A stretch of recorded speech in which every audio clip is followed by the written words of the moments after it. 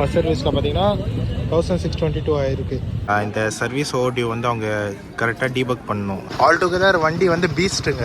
4000 ஆர்பிஎம்க்கு அப்புறம் பார்த்தீங்கன்னா வண்டியாகவே இருக்காது, ஜஸ்ட்டு ஃப்ளைட் ஊன்னு பறகுது. So good morning guys. இன்றைக்கி பார்த்தீங்கன்னா நம்ம பைக் நந்தியை ஃபஸ்ட் சர்வீஸோட போகிறோம். சாட்டர்டே சண்டே லீவு, எந்த லெவலுக்கு ஃப்ரீயாக இருக்குன்னு தெரில, பார்ப்போம்.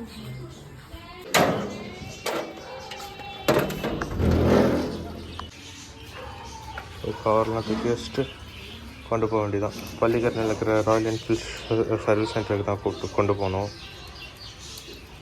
சாட்டர்டே எந்த லெவல் கூட்டம், எவ்வளோ டைம், என்ன சர்வீஸ் பண்ணுறாங்க, என்னென்ன சார்ஜஸ் பண்ணுறாங்க, எல்லாமே உங்களுக்கு காட்டுறாங்க. ஸோ ரிவர்ஸ் எடுக்கிறது பார்த்திங்கன்னா பெரிய பிரச்சனை இந்த வண்டியில். டைம் பார்த்திங்கன்னா 8:33 AM. ஒரு 5 to 10 minutes ரீச் ஆகிடலாம், பக்கத்தில் தான் இருக்குது.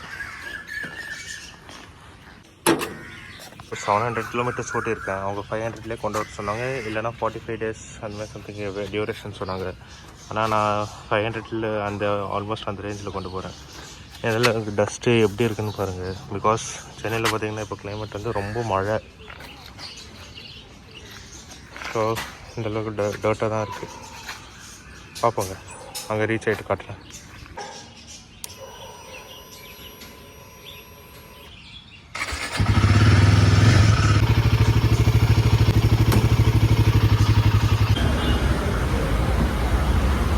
ஸோ நம்ம நந்தி இப்போ சர்வீஸ் விட்டாச்சு.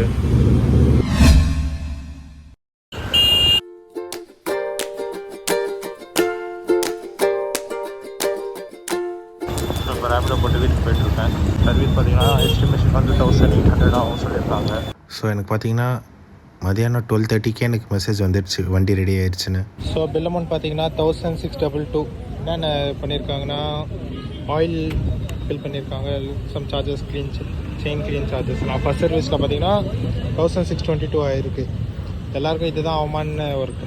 உங்களுக்கு என்னோடய சப்ஸ்கிரைபர்ஸ் இல்லை யார் viewers, just do comment. First சர்வீஸ்க்கு உங்களுக்கு எவ்வளோ ஆயிருக்கு ஃபார் ஹிமாலயா 450. நெக்ஸ்ட் வண்டியை பார்ப்போம், எப்படி ரெடி பண்ணியிருக்காங்க, எப்படி பர்ஃபார்மன்ஸ் இருக்குன்னு பார்க்கலாம். ஸோ வண்டி பார்த்தீங்கன்னா ஃபஸ்ட் சர்வீஸ் முடிச்சுட்டு க்ளீனாக வாட்டர் வாஷ் பண்ணிட்டு வந்துக்கிறாங்க. ஆனால் வாட்டர் வாஷ் வந்து அப் டு மார்க் இல்லை. பார்த்தீங்கன்னா மட்டெல்லாம் அப்படியே இருக்குது. கட்டிங் ஆயிலெலாம் பார்த்தீங்கன்னா அங்கங்கே தெரிச்சு விட்ட மாதிரியே இருக்குது. ஸோ தொடக்கி சொல்லியிருக்கேன்.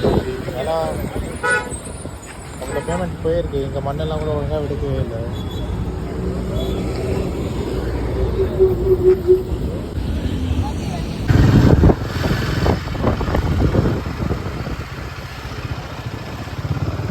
சர்வீஸ் ப்ரைஸ் வந்து 20.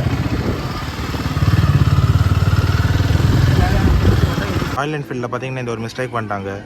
இந்த சர்வீஸ் ஓடி வந்து அவங்க கரெக்டாக டீபக் பண்ணணும், லைக் ரீசெட் பண்ணணும். அவங்க இன்னும் பண்ணவே இல்லை. அது ஒரு மிஸ்டேக்கு ஃபஸ்ட் சர்வீஸ் முடிஞ்சதுக்கப்புறம் பார்த்தீங்க. ஓகே. ஸோ வண்டி பார்த்தீங்கன்னா சர்வீஸ் முடிஞ்சு ஒரு ஆல்மோஸ்ட் 500 kilometers மேலே ஆகுது. லைக் பார்த்தீங்கன்னா இப்போ மைலேஜ் வந்து ட்ராப் ஆகலை, லைக் 25 to 30 தருது. ஸோ நல்லாவே பர்ஃபார்ம் ஆகுது இப்போ வண்டி. சர்வீஸ் முடிச்சதுக்கப்புறம் ஆயில் சேஞ்ச் பண்ணதுக்கப்புறம் நல்லாவே பர்ஃபார்ம் பண்ணுறது. இப்போ ஆஃப் ரோடு போயிடுது, ஆட்டோ க்ரூஸ் ஆகுது, ஆஃப் ரோடில் நல்ல பர்ஃபார்மன்ஸ் ஆகுது, எக்ஸட்ரா. லைக் நல்லா லோடு இருக்குது வண்டி. இப்போ பார்த்தீங்கன்னா ஆஃப் ரோடு முடிச்சு இப்போ பிளெயினான ரோடு, ஆட்டோ க்ரூஸ். இப்போ நான் ஆக்சிலேட்டரே போடல பாருங்கள், சூப்பராக பர்ஃபார்ம் ஆகிட்டுருக்கு.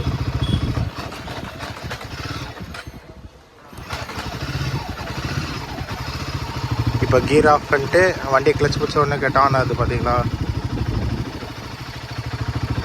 ஸோ ஆல் டுகெதர் வண்டி வந்து பீஸ்ட்டுங்க.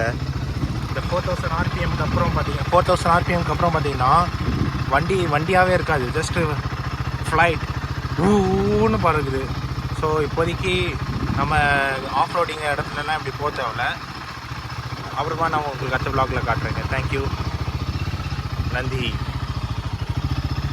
பைரவா.